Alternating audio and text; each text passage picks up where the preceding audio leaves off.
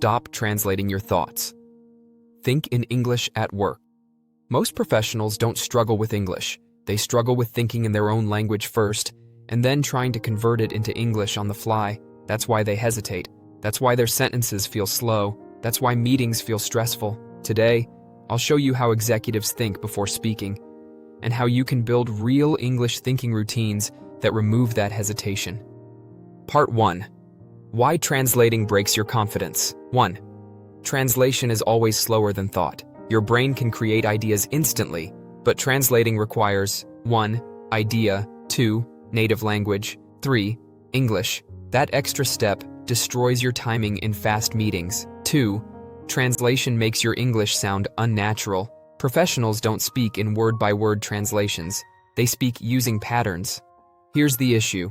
From my perspective, here's what I recommend. When you translate, you miss these patterns, and your speaking loses structure. 3. Translation increases anxiety. You start worrying about grammar, vocabulary, and mistakes, but executives don't think about grammar at all. They believe in concepts. Goal of this lesson: shift your brain from grammar mode to idea mode in English. Part 2. How professionals think before they speak. Executives don't think in full sentences. They think in frames, and then speak within them. Here are the 4 most common frames used in American business communication. Frame 1. The point first. Frame thinking. What is the main point? To say it first. Speaking. Here's the main thing. The priority right now is, here's what matters most. This removes hesitation because you already know your direction. Frame 2. The because frame. Thinking. What's my reason?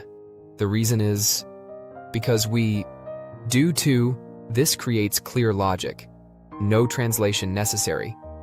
Frame 3. The options. Frame thinking. What are the choices? We have 2 options. Option A would.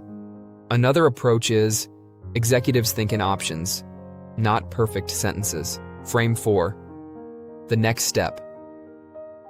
Frame thinking. What should happen next? Next step. We need to. Moving forward. From here, let's. This is how American professionals create direction in meetings. Part 3.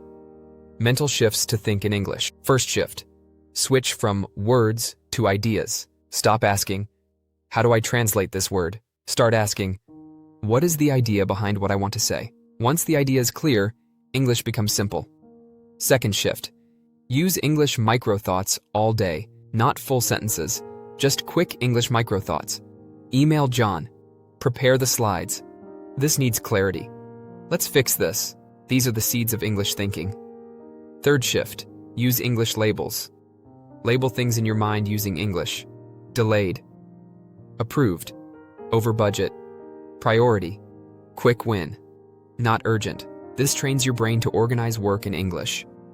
Fourth shift. Pre-build your executive vocabulary. English thinking requires familiar patterns. You need ready-made mental shortcuts like, my view is, here's what I recommend. What I'm seeing is, let me clarify. These will become your internal thinking templates. Part 4. English thinking routines. Here are simple routines that retrain your brain to think in English every day. Routine A. 30-second meeting preview. Before speaking, think in English for 30 seconds. 1. What is the point? 2. What is the reason? 3. What is the option? 4. What is the next step? You don't need perfect grammar, you need the frame. Routine B. English thought blocks. Choose one 5-minute activity per day and do it entirely in English in your mind. Writing an email, preparing for a call, planning your tasks, reviewing a document. This builds an English autopilot. Routine C.